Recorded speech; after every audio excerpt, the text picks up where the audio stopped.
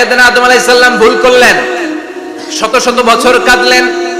আল্লাহ বললেন, ও আদম, কিছু বাক্য তোমারে শিখিয়ে দে, এই বাক্য দিয়ে তুমি আমার কাছে তওবা করো, তোমার তওবা কবুল করে নেব।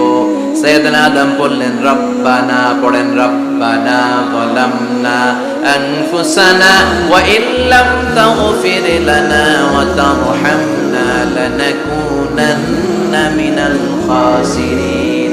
ও আল্লাহ, আমি জুলুম করেছি নফসের উপর, ভুল করেছি, অন্যায় করেছি, অপরাধ করেছি, আপনি যদি ক্ষমা না করেন আমি শেষ হয়ে যাব। লানাকুনান্না মিনাল খাসিরিন, আমি ক্ষতিগ্রস্তদের মধ্যে শামিল হয়ে যাব। ঠিক কি না? এই আয়াত দিয়ে, এই দোয়া দিয়ে যখন সাইয়েদনা আদম তাওবা করলেন, মুহূর্তেই তাওবা কবুল করে নিয়েছে কে? আল্লাহ। আমরাও যদি পাপ করি, অন্যায় করি, আমাদেরও পাপগুলো মোচন করার একজন আছে না নাই? তিনি গাফিরিয যাম কাবিলিত তাওব। ওনার কাজই হচ্ছে গুনাহ মাফ করা। শয়তানের কাজ ওয়াসওয়াসা দেওয়া, আমাদের কাজ পাপ করা, ওনার কাজ মাফ করা।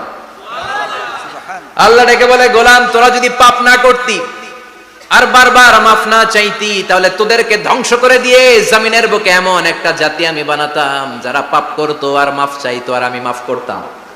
সুবহানাল্লাহ পড়ো। মাফ করতে আল্লাহর বড্ড ভাল লাগে, চোখের পানি দেখতে আল্লাহর বড্ড ভাল লাগে, কায়মনো বাক্যে কেউ দোয়া করছে এই দৃশ্য দেখতে আল্লাহর ভালো লাগে, চিল্লায় বলেন সুবহানাল্লাহ। এজন্য পাপ আমাদের যত বড় হোক, আমাদের জন্য মাফ আছে না নাই?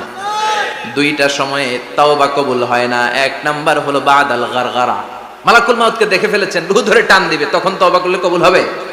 আরেকটা হচ্ছে বাদা তুলুই শামসি মিন মাগরিবিহা, কিয়ামতের আগ দিয়ে সূর্য আর পূর্ব দিক থেকে উদিত হবে না, এটা পশ্চিম দিক থেকে উদিত হবে, তখন তওবা করলে কবুল হবে। তখন তওবার দরজাকে বন্ধ করে দিয়েছে কে? আল্লাহ। এজন্য আমরা যে কোনো পাপই করি না কেন, পাপ হয়েই যেতে পারে, আশা হারানোর কারণ নাই। Never lose hope, never give up. মুমিন কখনো আশা হারায় না, মুমিন কখনো নিরাশ হয় না। মুমিনের আশা ভরসা একটা সত্তার উপরে, চিৎকার করে বলতে হবে, তিনি কে? আল্লাহ। এজন্য পাপ হওয়ার সাথে সাথে আমরা তওবা করব কার কাছে? বিশ্বনবী বললেন, কিছু কিছু কাজ আছে এগুলো হয়ে যাওয়ার পরে দেরি করা যায় না। এক নম্বরে নামাজের ওয়াক্ত হলে দেরি করা যায় না, ঠিক কিনা? সালাত কায়েম করো, সালাত কায়েম করো, হবে সম্মানী তুমি, হবে জান্নাতি তুমি, হবে সম্মানী তুমি, হবে জান্নাতি তুমি, দিবে কাল হাসরে শীতল ছায়া আরশে আজিম, রব্বিয়াল আলা রব্বিয়াল আযীম, রব্বিয়াল আলা রব্বিয়াল আযীম। সুবহানাল্লাহ পড়ুন। নামাজের সময় হওয়া মাত্র দেরি নাই, তাজহিজুল মাইয়িত, মারা গেলে লাশ রেখে দেওয়া যায় না, তাড়াতাড়ি দাফন করে দাও। নামাজের সময় হলে নামাজ পড়ো, দেরি করো না। মানুষ মারা গেলে দাফন করতে দেরি করো না। বান্দা যদি পাপ করে ফেলে তওবা করতে দেরি করো। এজন্য পাপ করার সাথে সাথে তওবা করার দরকার আছে না নাই? এখন তওবা যে করব, কোন সিস্টেমে করব? কোন সিস্টেমে? ভুল হওয়া মাত্রই আপনি অনুতপ্ত হয়ে চোখের পানি ছেড়ে আল্লাহর কাছে মাফ চান, আল্লাহর কাছে ক্ষমা চান, এটার নামই তওবা। আমাদের দেশে হুজুরাই না তওবা পড়ায়, আছে না নাই? আনন্দপুরে এগুলা নাই, আছে না? কয় ইমাম সাহেবরে নিয়ে আয়, খতিব সাহেবরে নিয়ে আয়, হাফেজ সাহেব হুজুরে নিয়ে আয়, তওবা পড়া। না, তওবা পড়ানো লাগে না, আপনার নিজের তওবা আপনি নিজেই পড়বেন। আপনি অনুতপ্ত হয়ে চোখের পানি ছেড়ে আপনার আল্লাহরে ডাক দেন, ডাক দেয়া মাত্র তিনি সাড়া দেবে, চিল্লায় বলেন ঠিক কি না?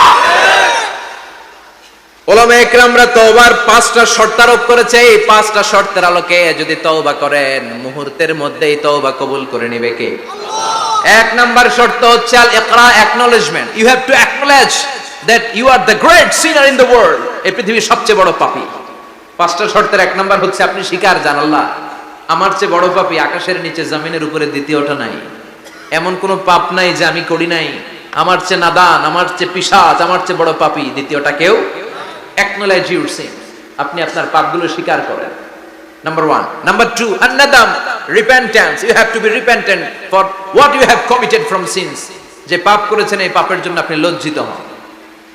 আপনি নিজেকে আল্লাহর কাছে ছোট করে পেশ করেন, আল্লাহরে ডেকে বলেন, আল্লাহ আমি আপনার গোলাম, গোলামের ঘরের গোলাম, বান্দির ঘরের গোলাম, আমারে মাফ করে দেন, আমি লজ্জিত, আমি অনুতপ্ত। তাহলে 1 নম্বর শর্ত আপনি ঘোষণা দেন যে আপনি পাপ করেছেন। 2 নম্বর শর্ত আপনাকে অনুতপ্ত হতে হবে যে আল্লাহ আমি পাপ করে ফেলেছি। 3 number, you have to stop what you have committed. যে পাপ আপনি শুরু করেছেন এটা বন্ধ করে দেন। আপনি সুদের জন্য সুদ খাইছেন, আল্লাহর কাছে তওবা করলেন, আবার সুদ খাওয়া চালিয়েও যাচ্ছেন, এই তওবা কবুল হবে? সুদ খাওয়া আগে বন্ধ করেন। আপনি ঘুষ খেয়েছেন, এই ঘুষ খাওয়ার কারণে আপনি আল্লাহর কাছে তওবা করলেন, কিন্তু ঘুষ খেয়েই যাচ্ছেন, এই তওবা কবুল হবে? 3 নাম্বার হচ্ছে you have to stop what you have committed. আপনি যেই পাপ করেছেন এটাকে বন্ধ করেন। 4 নাম্বার শর্ত, you have to hate what you have committed. আপনি যেই পাপটা করেছেন এটাকে মন থেকে ঘৃণা করেন, ওইটারে মন থেকে ঘৃণা করতে হবে। 5 নাম্বার শর্ত হচ্ছে you have to determine that you never repeat this sin again. আল্লাহর কাছে ওয়াদা দেন, কমিটমেন্ট দেন যে আল্লাহ পারতপক্ষে আমার জীবনে আর এই কাজটা করব। এই 5টা শর্তের আলোকে তওবা করলে কবুল করবে কে? 1 নম্বরে স্বীকার জান আল্লাহ আমি পাপী, 2 নম্বরে অনুতপ্ত হন, 3 নম্বরে পাপ কাজটা বন্ধ করে দেন, 4 নম্বরে ওই পাপ কাজটাকে মন থেকে ঘৃণা করেন, 5 নম্বরে আল্লাহর কাছে ওয়াদা দেন আর জীবনেও এই পাপ করব না। এই 5টা শর্তের আলোকে যদি তওবা করেন আপনার তওবা কবুল করে নিবে কে? এজন্য যত পাপ যত অন্যায় আমরা করি না কেন, আমাদের এই পাপগুলো অন্যায়গুলো ক্ষমা করার একজন আছে না নাই? তিনি কে? এজন্য সব সময় তওবা করতে রাজি আছেন তো? প্রতিদিন শত শতবার তওবা করতে রাজি আছেন? প্রতিদিন শত শতবার ইস্তেগফার পড়তে রাজি আছেন? বিশ্বনবী প্রতিদিন 70 বারেরও বেশি ইস্তেগফার করতেন। শুধু টয়লেটে যে মুহূর্তে থাকতেন ওই মুহূর্তে পড়তেন না, টয়লেটে ঢুকার মুহূর্তে বিশ্বনবী ইস্তেগফার পড়তে পারতেন না, তাই টয়লেট থেকে বেরোয়েই তিনি ইস্তেগফার পড়তেন। তিনি পড়তেন গফরানাক। কি পড়তেন? গফরানাক মানে হলো আস্তাগফিরুল্লাহ। গফরানাক মানে কি? গফরানাক মানে আল্লাহ আমি আপনার ক্ষমা চাই, মানে আস্তাগফিরুল্লাহ। আবার বিশ্বনবী বলতেন মান লাযামাল ইস্তিগফার জাআলাল্লাহু লাহু মিন কুল্লি দিকিন মাখরাজা। যে ব্যক্তি সব সময় ইস্তেগফারের সাথে লেগে থাকে তাকে সব সময় বিপদ থেকে মুক্তি দিবে কে? আমাদের জীবনে বিপদ আছে না নাই? কত ধরনের বিপদ।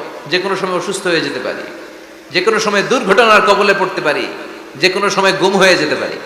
কথা কন, এদেশে গুম টুম নাই মনে হয়, ক্রস ফায়ার নাই।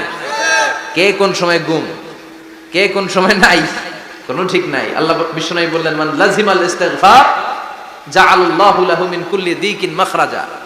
সব সময় যে ইস্তেগফারের সাথে আঠার মতো লেগে থাকবে আল্লাহ তাআলা তাকে বিপদ থেকে সব সময় মুক্তি দান করবেন। সুবহানাল্লাহ পড়েন। 2 নম্বরে বিশ্বনবী বললেন অমিন কুল্লি হাম্মিন ফারাজা। ওই ব্যক্তিকে রব্বুল আলামিন সব ধরনের দুশ্চিন্তা থেকে মুক্তি দিয়ে দিবেন। আমাদের জীবনে দুশ্চিন্তা আছে না নাই? টেনশন নাই কার কার? হাত তোলেন তো। যে হুজুর আমার কোনো টেনশন নাই। আপনার টেনশন নাই, মাশাআল্লাহ। আমার সাথে দেখা করবেন আলোচনার পরে। টেনশন ছাড়া মানুষ আছে?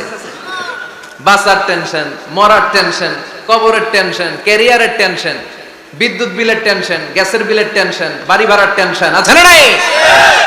বিশ্বনবী বললেন টেনশন ছাড়া মানুষ নেই। সব সময় 18 মতো যে ইস্তেগফারের সাথে লেগে থাকবে তাকে টেনশন মুক্ত করে দিবে কে? 3 নাম্বার ওয়ারযুকহু মিন হাইসু লা ইয়াহতাসিব। এমন জায়গা থেকে আল্লাহ তাআলা রিজিকের ব্যবস্থা করে দিবেন সে কল্পনাও করতে পারবে না। আমি নিজে এটার প্রমাণ পেয়েছি। অনেক অনেক সময় আমি কল্পনাও করি নাই যে এখান থেকে আমার রিজিকের ব্যবস্থা হতে পারে। এমন পরিমাণে রিজিকের ব্যবস্থা এসেছে 2 হাতে নিয়েও কুলাতে পারি নাই। এজন্য সব সময় চলতে ফিরতে উঠতে বসতে ইস্তেগফারের সাথে লেগে থাকার দরকার আছে না নেই? আবার বিশ্বনবী বললেন সদা সর্বদা যারা সব সময় ইস্তেগফার পড়বে আল্লাহর পক্ষ থেকে কোনো আযাব গজব তাদের উপর পাকড়াও হবে না। ওয়া মা কানাল্লাহু মুআযযিবাহুম ওয়া হুম ইস্তাগফিরুন। সুবহানাল্লাহ। যতক্ষণ তুমি ইস্তেগফার পড়বে আল্লাহর পক্ষ থেকে প্রোটেকশন আছে না নাই? তাহলে 4টা জিনিস পেলেন। 1 নম্বরে বিপদ থেকে মুক্তি দিবে কে? টেনশন মুক্ত করে দিবে কে? রিজিকের ব্যবস্থা করে দিবে কে? আল্লাহর আযাব আর গজব থেকে আপনার হেফাজতে রাখবে কে?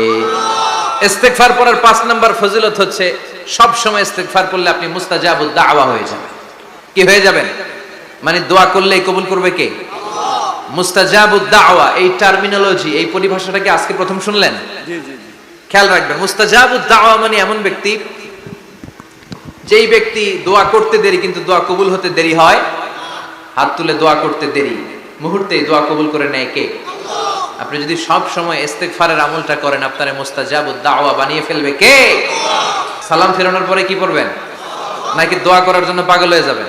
আল্লাহুম্মা আমিন ইয়া আরহামার রাহিমিন আছে না নাই? পাগল হয়ে যায় দোয়া করার জন্য, কিন্তু তাসবিহগুলো পড়তে চায় না। বিশ্বনবী লম্বা তাসবিহ পড়তেন। সালাম ফেরানোর পরেই আস্তাগফিরুল্লাহ পড়তে রাজি আছেন?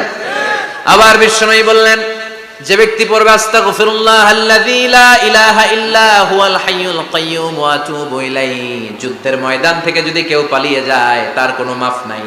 এটা অনেক বড় কবিরা গুনাহ। আত-তাওয়াল্লি মিন ইয়াউমিজ যাহফ, যুদ্ধের ময়দান থেকে পালালে ওর কোনো মাফ নাই। বিশ্বনবী বলেন, যুদ্ধের ময়দান থেকে পালিয়ে এসেছে কোন মুসলিম সৈনিক, সেও যদি এই আস্তাগফিরুল্লাহ আল্লাযী লা ইলাহা ইল্লা হুয়াল হাইয়ুল কাইয়্যুম ওয়া আতুবু ইলাইহি মন থেকে পড়ে, তার জীবনের গুনাহ আল্লাহ মাফ করে দিবে।